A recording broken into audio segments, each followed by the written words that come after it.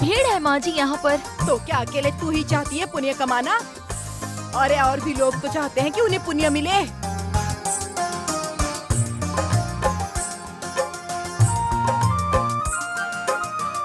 ये तीर्थ स्थान बहुत प्रसिद्ध लगता है माँ जी। अरे यहाँ जो भी मन्नत मानी जाती है सारी पूरी होती है, इसीलिए तो तुझे यहाँ लेकर आई हूँ। मैं तो भगवान से प्रार्थना करूँगी कि तेरी कोख भरे, ताकि अगले बरस बहू के साथ साथ पोते को भी लेकर आऊँ तेरे दर्शन कराने। माँ जी आप झूठ बोल रही हो।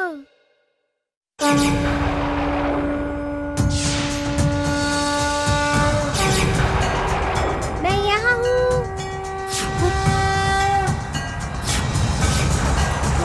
आप यहाँ थोड़ी भगवान से कुछ मांगने आई हो। आप तो अपनी बहू जमुना को यहीं छोड़कर जाने के लिए आई हो, है ना? सच कह रहा हूँ, है ना? तुम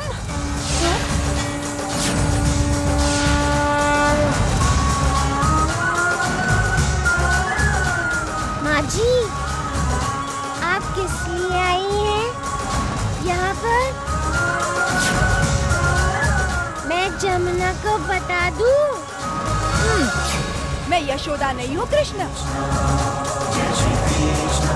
कृष्णा, मैं तुझे डांटूंगी भी और दंड भी दूंगी। आप किससे बात कर रही हैं माँ जी? अरे कृष्ण से, और किससे? छोटा मुंह बड़ी बात।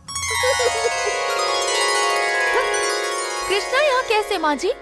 वो तो गोकुल में है ना, और हम तो गोकुल से कोसों दूर हैं। वो यहाँ कैसे आ सकता है?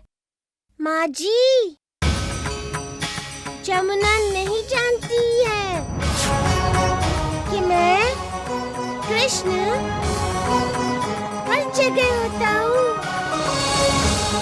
इसीलिए आपके मन की बात भी जान गया हूँ। सबको देख सकता हूँ, हर जगह होता हूँ। मुझे देखो। चुप। माँ जी, पोल खोल दूँ? जमुना से सच सच बोल दूँ मैं? बोल दूँ? तुम चाहते हो या नहीं? माँ जी, मुझे आपकी चिंता होने लगी है माँ जी। देखिए माँ जी, देख लिया अपनी बहू को, कितनी भोली है। आप जमुना के बारे में क्या सोचती हैं? और वो है कि आप ही की चिंता कर रही है।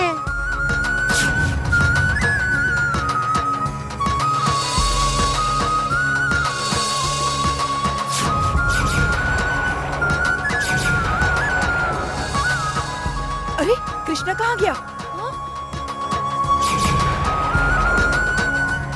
माँ जी, अब पता है मुझे तू क्या बोलने वाली है। ठीक हूँ मैं। अब एक काम कर, जी वहाँ लंगर लगा हुआ है, जाकर हम दोनों के लिए खाना लेकर आ। जी।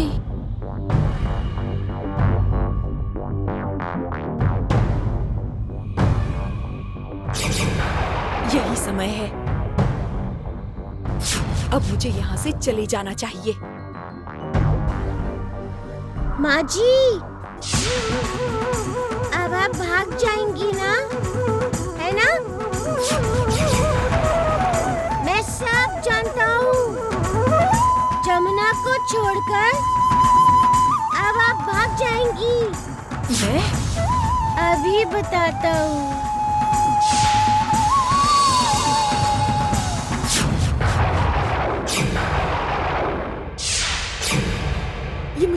ये मुझे कृष्ण होने का भ्रम क्यों होने लगा है?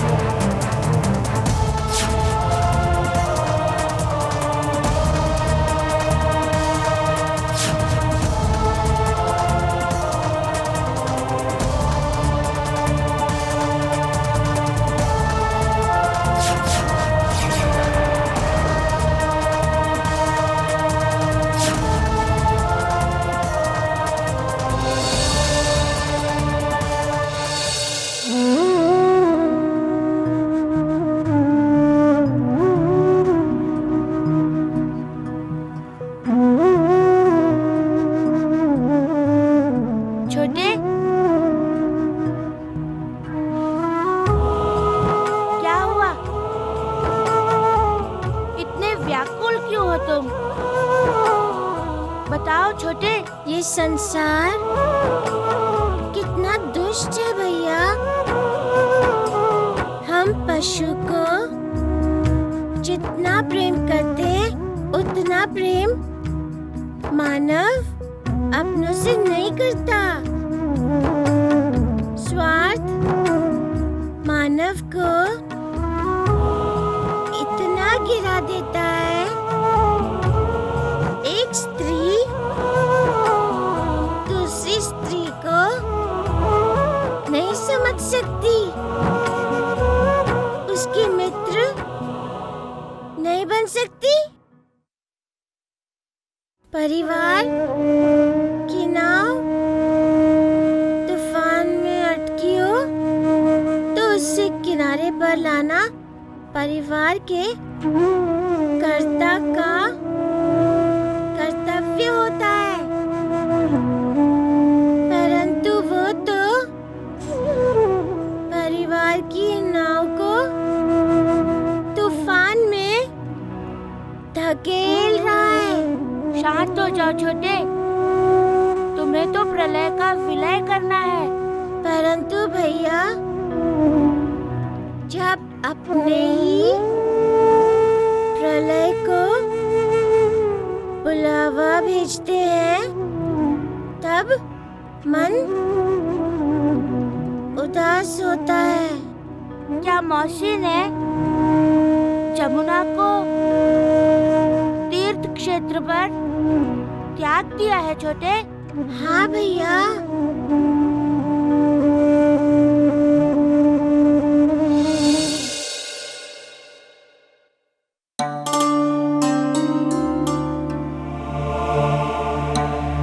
माँ जी, अरे कोई डूब गया।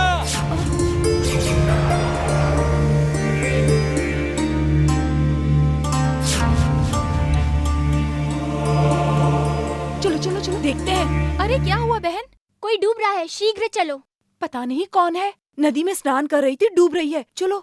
माँ जी, माँ जी, माँ जी, कहाँ है माँ जी?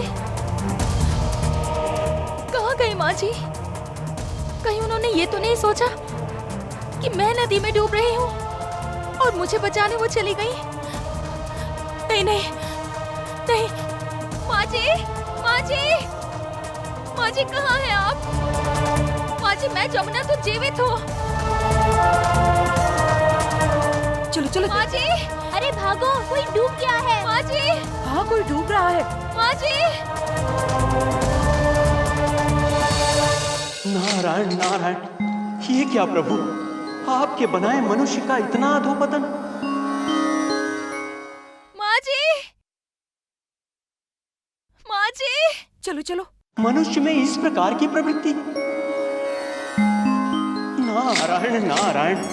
देवर्षि, यही तो प्रभाव है आने वाले कलयुग का। इसी के कारण मानव अपने स्वार्थ को ही परमार्थ समझेगा, दूसरों के अहित में ही अपना हित देखेगा, अनीति को ही नीति कहेगा। देवर्षि, कलयुग में मानव अनाचार, अनीति, अधर्म इन्हीं को अपना मित्र, अपना सगा संबंधी समझेगा। इसी के कारण भाई भाई को भाई नहीं मानेगा, पुत्र माता पिता का अपमान करेगा, सत्ता, सिंहासन, धन, इसके लिए मानव अधोपतन की कई सीढ़ियां एक साथ नीचे कूदेगा। मानव का अहंकार उसे अपने विनाश की ओर खींच ले जाएगा देवर्षि, और अपने ही अहंकार के कारण मानव अपने ही कुल का संहार करेगा। नारायण नारायण। देवर्षि, इन्हीं अधर्मियों का विनाश करने के लिए और धर्म की पुनः स्थापना के लिए श्री कृष्ण अवतार हुआ है। नारायण नारायण।